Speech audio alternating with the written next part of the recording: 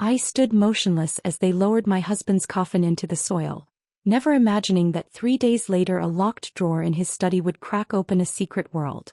A hidden testament, an account he never spoke of, and the kind of inheritance that could split a family wide open. They assumed I'd be too broken to fight back, that nearing 70 meant my spirit was spent. But Marcus had prepared me better than that. He left me tools. More than money, he left me the means to strike back in a way no one would anticipate. My name is Caroline Mercer. At 68, I thought I knew what solitude felt like after decades in uniform, but nothing compares to the silence after losing the man who anchored your life for 44 years. The house didn't feel like a home anymore. It was a mausoleum filled with his touch. His favorite mug was still balanced on the counter, the faint trace of his coffee stubborn on the porcelain. Every dawn at 0630, I'd brew my own cup and place it opposite his, pretending he'd only stepped out to tinker with the tools in the shed. The garden was worse. Last spring, Marcus had filled the beds with roses, swearing they'd outlast him. I told him to quit with the dramatics. Now their fierce blooms stood as a cruel reminder in shades of crimson and blush, thriving while he lay cold beneath the military flag at Westview Cemetery. The service had been understated, just as he would have wanted. Family, a few comrades, a handful of neighbors. My son Jacob flew in from Portland, never off his phone even at the graveside. My daughter Claire arrived from Los Angeles with her girl Sophie, who at least let her tears fall. The rest looked restless, impatient. Mom, we need to talk about the property. Jacob's voice jolted me back as I sat in Marcus's old leather chair, his blanket still over the armrest. He strolled in at 9 sharp, key in hand like the place was his. Your father isn't even settled in the ground, I muttered, not lifting my eyes from the photo album in my lap. Yellowstone, summer of '96. Marcus laughing as Old Faithful burst behind him. That's exactly why we should settle this now, Jacob pushed, settling into my recliner as if he owned it. He'd thickened around the middle since Christmas. Too many client dinners, I guessed. This place is far too much for you. Claire and I have discussed it. Have you now? I closed the album, meeting his stare. Same brown eyes as his father's, but stripped of warmth. The market's on fire. This neighborhood's pulling big numbers. We could get 800,000, maybe more with the right staging. He said it flatly, like reciting weather reports. This house where he took his first steps, where Marcus nursed him through chickenpox, where we lit 39 Christmas trees. I'm not selling. Mom, don't be stubborn. For bedrooms for one woman? The upkeep alone, no. His jaw tightened just like when he was 16 and didn't get his way. Claire agrees. It's time you think about assisted living. Oakwood Estates has excellent. Out, Jacob. No. He rose slowly, brushing his suit. We're only trying to help. Dad would want, don't. My voice cracked sharp. Don't you dare speak for him. After the door shut behind him, the silence hummed, heavy and electric like storm air. I looked at Marcus's mug, at the roses outside, at the walls that had carried every memory. They thought I was too old, too broken, too alone to resist. They were mistaken. 35 years in the army taught me how to read liars and spot an ambush. My own children had revealed their attack plan, and I wasn't about to surrender ground. My knees ached as I rose, but I marched into Marcus's study. If they wanted a battle over this house, they'd get one. But first I needed intel, his papers, his accounts. Marcus had always managed the household books, said I was too blunt, too mission-focused. Maybe he was right, but blunt isn't the same as blind. And I was about to remind them of that difference. The phone rang the next morning at 0715. Claire's name glowed on the screen as I drank my coffee, still in my robe. Mom, Jacob said you threw him out yesterday. That doesn't sound like you. Morning to you too, sweetheart. I kept my tone steady, watching a blue jay peck at the feeder Marcus had built. We're worried about you rattling around that place alone. It's not safe. 35 years in this house, I think I can manage. But what if you fall? What if something happens? Remember Mr. Henderson? His wife found him hours later. I'm not Bill Henderson. I can handle myself. Pause, then gentler. Sophie misses you. Maybe you could come stay with us for a bit. We finished the basement. It has its own bathroom. The basement. Not the guest room, not the spare upstairs. The basement. Like I was some stray they'd tuck out of sight. I'll pass Claire. I'm fine here. Mom, please. That place must feel haunted. Wouldn't it be better to start fresh? Jacob already found a buyer. All cash, no contingencies, 30-day close. A buyer. I set my cup down slowly. And when did Jacob start shopping my home? Silence. Claire. He only mentioned it to colleagues a few weeks back. Just in case. A few weeks ago Marcus was still breathing. Still fighting. I see. It's not like that, Mom. We were just preparing for him to die. How considerate. That's not fair, spare me. What's my cut of this $800,000 after taxes, commissions, all the rest? The house is free and clear, you and Dad saw to that. Her voice shifted, calculating. You'd net around $700,000. More than enough for a top senior community. The rest could cover future care needs. Future care. Translation. When I become inconvenient, they'll tuck me away and spend my own savings to do it. And if I refuse? Mom, you're not thinking straight. You're grieving. Big decisions shouldn't be made right now. There it was, their veiled threat, dressed up as concern. You're right, I answered coldly. I am grieving. Which is why I'd like to mourn without my children hovering like realtors. We're trying to help. No. You're trying to cash out. There's a difference. I ended the call before she could answer. It rang again. And again. By the fourth, I yanked the cord from the wall. By noon, Jacob was pounding on the front door like he had a warrant. Mom, I see your car. Open up. I cracked the door, chain still on. What do you want? Claire says you hung up on her. You had her in tears. Your sister should have thought twice before pricing out my house while her father still breathed. His cheeks reddened. That's a distortion. I only floated the idea to a colleague. It's called being proactive. No, it's called circling a corpse.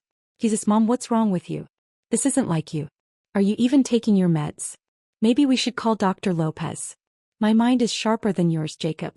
I studied my son, this stranger in an expensive suit. When had my son turned into this man? Listen carefully, Jacob. This is my home, mine and Marcus's. Not yours. You don't get to claim it, touch it, or dictate what happens here. We're your children, Mom. Of course we have a right to be involved when you're clearly not in the best frame of mind. Involved with my safety or with your inheritance. His skin darkened from crimson to nearly violet. How dare you? I've seen the emails. Jacob, just words thrown out, but the way his eyes flickered told me I'd struck a vein. Messages between you and Claire, slicing up my life before I'm gone. Already picking which of my jewelry to split? Take yourself off my land and tell your sister the same. Until you both remember how to behave like children instead of predators, you're not welcome. I slammed the door, slid the deadbolt, satisfaction humming through the click. Through the peephole, I watched him storm to his BMW, already dialing, no doubt plotting with Claire. They thought I was just an old soldier breaking under grief. They'd circle back with softer tones, maybe even tears, but more pressure dressed as compassion. They underestimated me. I'd seen plenty of hostile takeovers in my years, and Marcus had taught me the art of letting an enemy think they were winning. Until the final strike. I turned back into his study, resolve hardening like steel. Somewhere in these files he'd left behind lay the ammunition I needed. The room smelled faintly of his cologne and dusted leather. I hadn't stepped inside since the funeral. Couldn't bear the sight of his glasses folded on the desk, pen uncapped mid-thought. But now sentiment had to wait. I started tearing through file drawers. Tax forms, bank slips, insurance policies. Marcus had been meticulous, every label in his square handwriting. After 3 hours my back screamed, my knees stiff, and I'd found nothing beyond the dull rhythm of a life responsibly lived. Until nearly 4 o'clock when I noticed the desk drawer skewed. Marcus was never sloppy. It stuck. Pulled harder. A panel popped loose, revealing a manila envelope taped underneath. My hands shook as I pulled it free. Inside. Account statements under his name only. Balance. $342,000. I sat down hard. We'd always shared everything, or so I thought. There was more. A deed to a beach cottage in St. Augustine, inherited quietly from his uncle 5 years back. I remembered that funeral. I'd stayed on base for a last-minute briefing. He'd never breathed a word. An insurance policy earmarked for Sophie, $50,000, locked until her 25th birthday. And at the very bottom, a letter dated 2 months before his death, written in Marcus's steady hand. Caroline, if you're holding this, it means I'm gone and you've uncovered what I never told you. Forgive me. This wasn't about mistrust. It was about keeping you protected. I saw what happened to Colonel Harris when illness struck. His sons gutted him, left him stripped of dignity. I couldn't let that happen to you. This money, this cottage, it's your fallback. I love our children, but I know them. Jacob puts ambition first. Claire means well but bends to him. They'll come for the house. They'll call you fragile, incapable. Don't let them. The cottage is yours if they push too hard. The account is to fight with if lawyers are needed. The insurance is for Sophie because she still carries the best of us. Be her shield. I should have had the fight in me while alive, but I was worn out. This is how I'll stand by you now. Remember, sometimes victory is simply refusing to be pushed. All my love, Marcus. P.S. Check the freezer behind the ice cream. I sank into his chair, the letter trembling in my grip. Finally, tears came, not only for loss but fury. He had seen it all coming and set a plan in place even as sickness stole him. I went straight to the freezer, moved the vanilla carton Sophie always demanded. Behind it, wrapped in plastic, a flash drive. Back in the study, I slid it into his laptop. Password locked. I tried our anniversary. Wrong. His birthday. Wrong. Then instinct. Sophie 2016, the year she won her regional swim meet. His proudest moment. The screen unlocked. Dozens of screenshots filled the folder. Emails between Jacob and Claire stretching back half a year. My pulse thudded as I read. Mom's slipping. Yesterday she called me by Aunt Julia's name twice. A blatant lie. Julia's been gone 10 years. Perfect, keep logging everything. We'll need grounds for conservatorship. The house is worth a fortune. Divide it after care costs. And Sophie's college? She can take loans like everyone else. More lines about liquidating furniture, selling jewelry, draining my accounts. Schemes hatched while Marcus was still fighting for breath. I closed the laptop, his letter clutched tight. Outside, his roses stood tall and bright, soldiers on parade just as he'd promised. He hadn't only left me assets, he'd left me truth. And truth is a blade sharper than steel. I dialed an old number, one etched deep in memory. Walker and Associates. How may I direct your call? James Walker, please. Tell him Caroline Mercer is on the line. And tell him it's war. James hadn't changed since I'd last seen him. Hair silver, eyes still hawk-sharp behind rimmed glasses. He'd once handled legal work for our unit before building his own firm. More than that, he was one of the few I trusted. Caroline, he said, rising as I entered his office promptly at 0930. I was sorry to hear about Marcus. He was one of a kind. He was, I said, settling across from him, and more tactical than I ever gave him credit for. I spread the documents across his desk. The hidden accounts, the Florida deed, the damning emails. James sifted through them, jotting notes on a yellow pad. When he reached the children's correspondence, his brows shot up. They actually put this in writing. He shook his head. Sloppy. How long's this been in motion? At least 6 months. While Marcus was mid-chemo. Christ. He set his glasses aside, pinched the bridge of his nose. All right, let's break it down. The deed, joint tenancy with right of survivorship. That house is yours outright. They can't touch it. The account falls to you as surviving spouse. Florida property's trickier. Let me study that deed. He scanned it, then nodded. Smart man. He set it up as a transfer on death. Bypasses probate entirely. Straight to you. They won't even know unless you tell them. And their conservatorship threats? James leaned back, hands steepled. They'd need ironclad proof you're incompetent. Medical evaluations, psych assessments, court approval. Not easy, especially with you sharp as you are. And these emails. They scream premeditation, financial motive. Any judge worth his salt will see right through them. So I'm secure legally? Yes.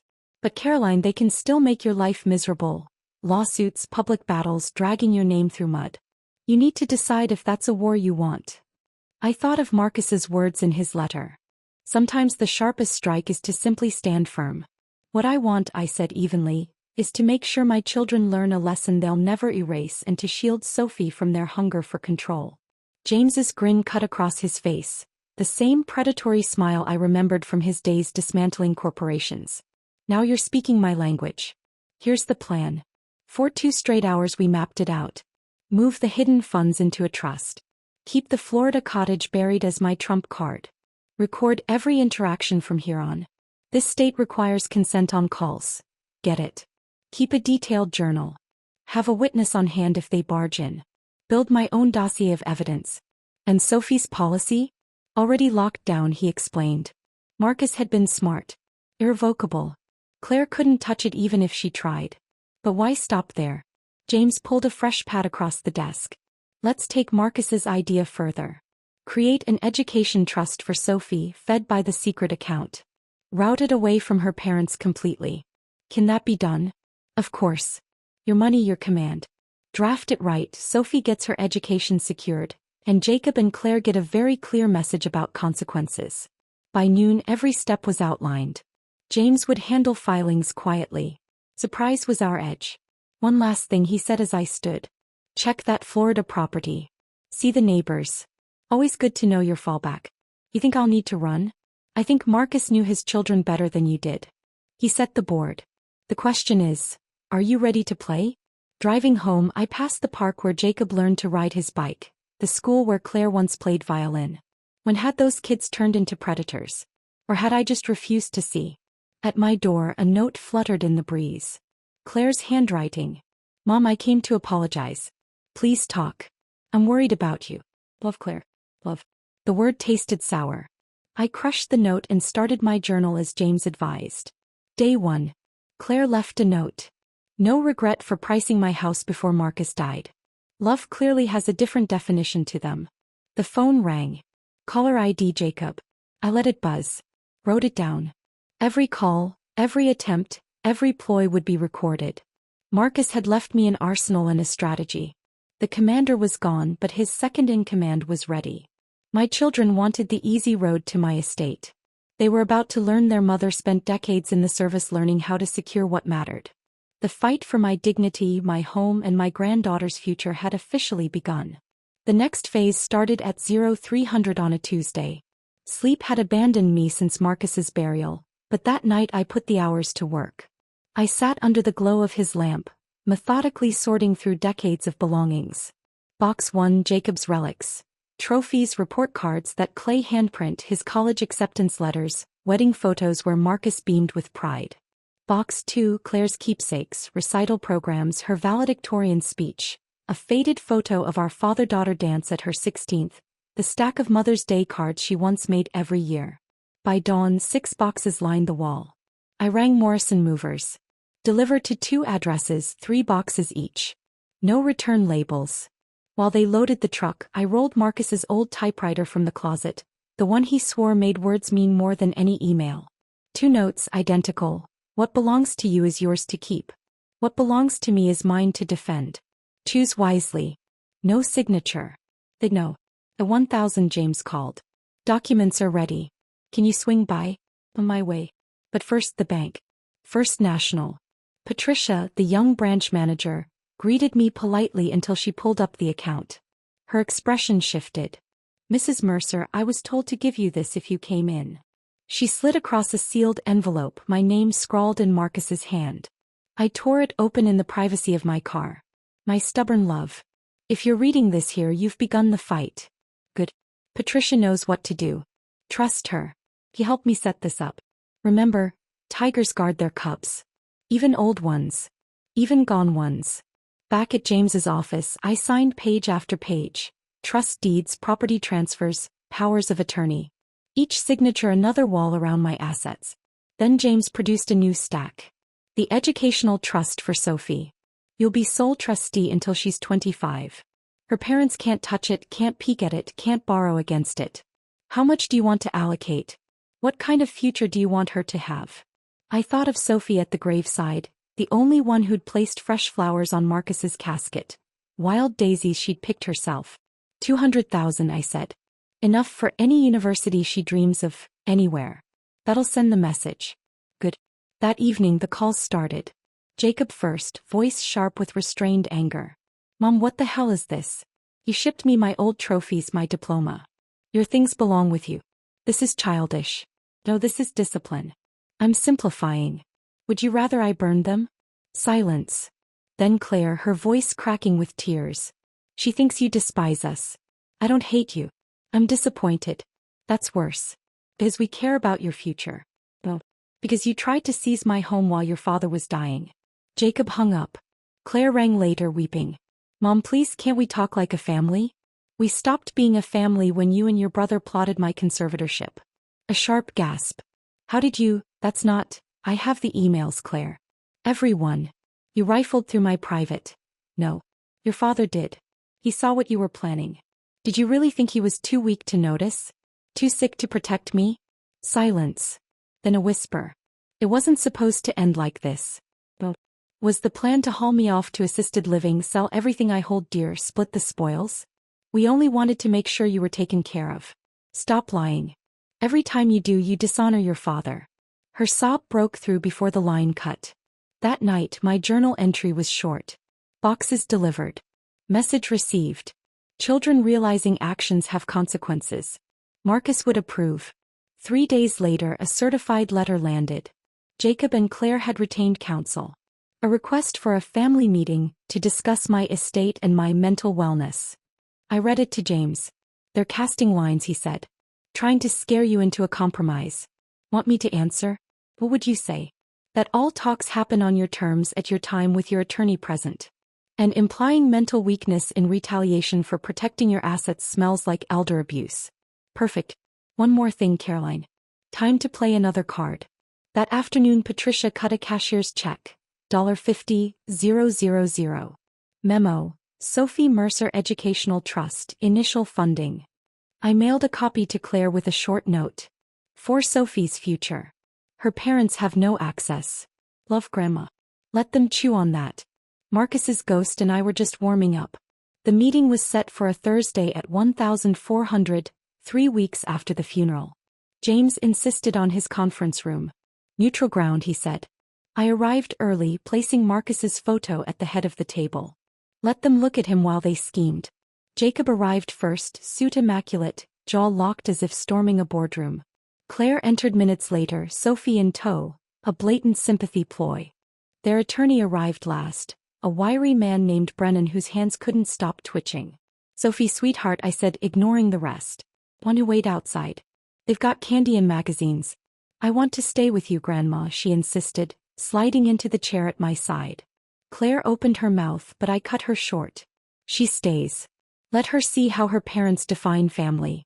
James entered then, precise as always, a thick file in hand. Let's begin. Brennan cleared his throat. Mrs. Mercer, my clients are uneasy about your recent actions. Disposing of family heirlooms, moving large sums without consultation. Without consultation?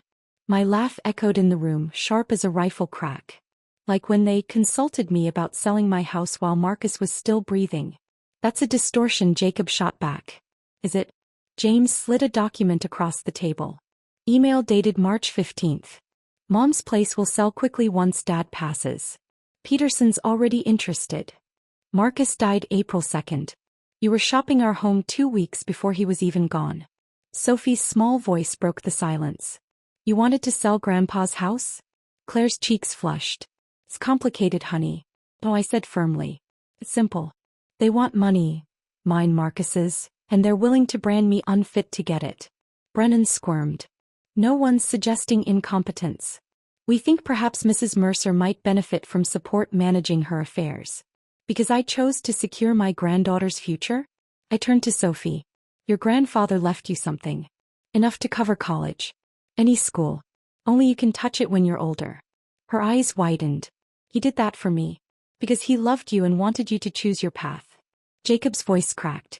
200,000? Mom, that's excessive. Excessive for what? For sparing her debt while you salivate over my assets? We're not salivating, Claire snapped. We're trying to help. No, I rose, Marcus's photo in my hand. You're trying to control me. James opened his folder. Facts. Mrs. Mercer owns her home free and clear. Dr. Lopez has certified her mental capacity in writing. Assets are properly managed. The educational trust is legal, binding, and entirely her right. She's being manipulated, Jacob barked. Someone's poisoned her against us. Your father did, I said, laying Marcus's picture gently on the table. He saw through you, your emails, your plans, your greed. He protected me the only way he could. Silence fell heavy. Even Brennan stopped twitching. Here's how this goes. Keep my home. I handle my affairs. I'll see Sophie whenever she chooses without you hovering. And you too. Stop calling, stop showing up, stop pretending your concern is anything but hunger for my bank account. Mom, Claire whispered, voice breaking. I'm not finished. In exchange for peace, I won't pursue elder abuse charges. Because yes, scheming to strip an aging parent of their home qualifies. I won't send your emails to your bosses, your friends, your networks. I won't let the world see what you became while your father was dying. Jacob had gone pale. You're threatening us. No. I'm offering the same choice you tried to steal from me. Sophie tugged my sleeve. Grandma, are you leaving? I knelt beside her. No, darling. I'm staying here. You'll visit whenever you want. I'll teach you to tend Grandpa's roses. Mommy? Sophie turned to Claire. Are we never going to see Grandma again? Claire's eyes filled, this time with real tears. She looked at Marcus's photo, then at her daughter's confusion, then at the evidence laid out like weapons. We should go, she whispered. Jacob slammed a palm to the table. We're not finished. Yes, we are. Claire stood, guiding Sophie up. But I want to stay with Grandma. Another day, baby. Claire met my eyes. That's all right. She's always welcome, I said. Just her. They filed out. Brennan rattled, Jacob seething, Claire defeated. Sophie waved from the doorway. I waved back. James gathered his notes. That went smoother than expected. Did it? I sank into my chair, drained. I just severed myself from my children. No, James said. You drew boundaries. Marcus would be proud. I stared at his photo, that wry smile, those knowing eyes. He had seen it all. He'd loved them enough to face the truth and loved me enough to prepare me for this battle. That night I sat in his garden, roses perfuming the air. The house no longer felt hollow but waiting, as though expecting me to use the freedom he'd secured. Tomorrow I'd call Patricia to move more funds into Sophie's trust. Next week maybe I'd drive south, see the cottage with my own eyes. But tonight I sat among Marcus's flowers and understood. Sometimes the hardest love is showing those closest to you that actions carry consequences, even if it breaks you. 2 months of quiet followed. Mornings with coffee and Marcus's ghost, afternoons pruning roses, evenings sorting through decades of memories. Sophie visited each Saturday, Claire waiting silently in the car. Those hours were golden, teaching her grandpa's cookie recipe, showing her how to deadhead blooms, telling her the stories Claire had forgotten. Then Jacob shattered the ceasefire. The bell rang at 0800 sharp. Through the peephole I saw him with 2 men in suits. Not attorneys. Conservators. The kind who shuffle elders into care. I didn't open. Mom, we know you're there, Jacob called. These gentlemen are with Senior Bridges. They just want to check on you. Assess your living situation. I hit record on my phone, then unlatched the door chain. You're trespassing. Leave now. The older one smiled, slick and professional. Mrs. Mercer, I'm Dr. Morrison. Your son is concerned. My son is neither guardian, nor power of attorney, nor welcome here. This is harassment. If we could just step in, court order? Do you have one? He hesitated. Well, no, then get off my porch before I dial 911. Jacob's face appeared over his shoulder. Mom, you're being irrational. They're here to help. Help? Like you helped by trying to sell my house before your father's body was cold? Morrison and his partner exchanged wary looks. Clearly Jacob had skipped that detail. I tilted the phone so they could see it recording. You have 30 seconds before I call the police. They retreated, but I knew this fight was far from over. Jacob had crossed a line. Time to play my final card. I called James straight away. They brought conservators to my door without authority. Reckless, but it showed their desperation. Are you ready to use the ace? He asked. Do it, I replied. Within the hour, James filed the documents. A new will nullified all prior versions. The house would pass to Sophie when I was gone, locked in trust until she turned 30. My savings would cover her education and the Veterans Literacy Program Marcus had cherished. Jacob and Claire would inherit only what they'd given me in Marcus's final months, betrayal and bitterness. But the true strike was the letter James mailed to both of them. Certified notice. Be advised that Caroline Mercer has executed a new will and testament. In addition, Mrs. Mercer has transferred ownership of a Florida property into an irrevocable trust. Any further harassment, false welfare checks, or attempts to establish conservatorship will result in immediate disinheritance and possible criminal charges for elder abuse. This is your last warning. The phone lit up hours later. Claire's voicemails were soaked in tears. Jacob's messages were threats. I logged them all. 3 days after, Sophie arrived on my porch alone. Thursday, not her usual Saturday. "Grandma," she whispered, eyes red. "Mom and Dad keep fighting." Dad threw a glass. I ushered her inside, set a cup of hot chocolate in Marcus's old mug before her. "How did you get here?" "I walked." "It's only 6 blocks. 6 blocks alone for a 10-year-old. Rage flared in my chest. Dad keeps yelling about Florida. Mom cries. "They say you stole from them." I sat beside her. "Sophie, there's something you need to know. Your grandfather left me things in secret. Money, a cottage by the ocean. He hid it because he knew your parents would try to take it." "Why? How do you explain greed to a child?" "Sometimes adults forget what matters. They think money means more than family." "Is that why you don't see them anymore?" "I don't see them because they tried to take my home, while your grandfather was still alive. That isn't family." She went quiet, then spoke with surprising weight. "Mom said you're giving everything to me. She says it isn't fair." "Do you think it's unfair?" She thought, serious as any general. "Grandma always told me I was special, that I had her heart." "You do. And now you have her protection." "The beach house. Can we go? One day when you're older it'll be waiting. Like Grandpa waited for you." My throat tightened. Exactly like that. I phoned Claire to collect her. She arrived haggard, makeup gone, clothes wrinkled. "Sophie, go wait in the car," she murmured. When it was just us, she asked flatly. "Florida?" "Marcus inherited it from his uncle. He kept it hidden to protect me from you." "Were your children?" "Children who plotted against me while he lay dying. Children who hired strangers to declare me incompetent. Who see me as a bank, not a mother." She faltered, shoulders sinking. "Jacob wants to contest the will." "Let him. I have evidence. Emails, recordings, witnesses. How do you think that looks in court?" "He won't hear me." "Then protect Sophie. Marcus left this for a reason. Don't let Jacob corrupt her too." For the first time in months she really looked at me. "You've changed." "No, I've become the woman Marcus always believed I was. Strong enough to stand against my own blood when they lost their way." She left without another word. Sophie waved from the back seat. I waved back, then watered Marcus's roses. The war was nearly won. I'd kept the house, shielded the assets, secured Sophie's future. Yet the victory tasted bittersweet. In the end, Marcus's greatest gift wasn't money or property. It was the steel to do what was necessary, even when it broke me. Especially then. 5 years have passed since his burial. I'm 73 now, still here in our home, still tending his roses. Each year they bloom brighter, as if he's feeding them from beneath. Jacob never contested the will. His attorney must have told him how hopeless it looked. A decorated veteran with documented harassment versus a son who tried to sell his father's house before the funeral. We haven't spoken since. Word drifts in occasionally, he's still wealthy, still hollow. Claire came back slowly. It took 2 years of Sophie's weekend visits. 2 years of her choosing me over Jacob's poison. One day Claire lingered after dropping her off. We sat with coffee in silence for an hour. Finally she said, "I'm sorry, Mom. Dad would be ashamed of me." "He loved you," I answered. "Loved you enough to see you clearly.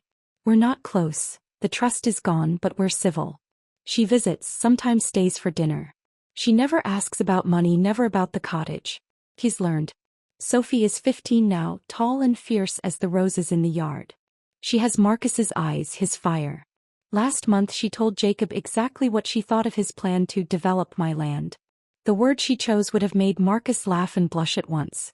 Last summer I took her to the cottage, just the two of us. A week by the sea in the place Marcus kept hidden. She understood at once. "It's like treasure," she said on the deck. "Not because it's worth money. Because it's worth peace." Your grandfather's words. No, Grandma, yours. You taught me the difference. The trust James built has grown. Sophie's education is secured through doctorate level if she chooses. The rest will go to Marcus's literacy charity.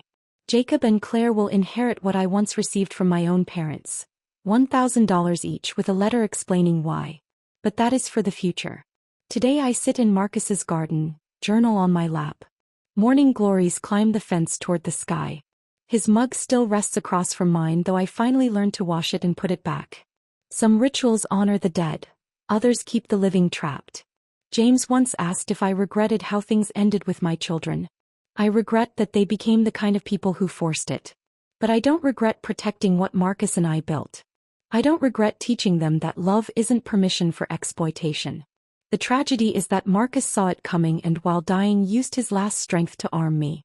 No parent should have to wage war from the grave. But he did. And I won. Not because I held on to the money or the house or the cottage. I won because I held my dignity. Because I proved Marcus right. Because I taught Sophie that sometimes the hardest battles are with those who should have stood beside you. The roses bloom again. Red for love, pink for gratitude, white for renewal. Marcus planted them knowing he'd never see them blossom. But I see them. Sophie sees them. And one day when she brings her children here they will too. That's revenge enough. A life lived by my own command. A legacy defended. A granddaughter who understands that family is not entitlement. It's loyalty. Marcus knew it. He prepared me to know it. And now, in the garden he left me, surrounded by flowers he planted but never saw bloom, I understand his last message.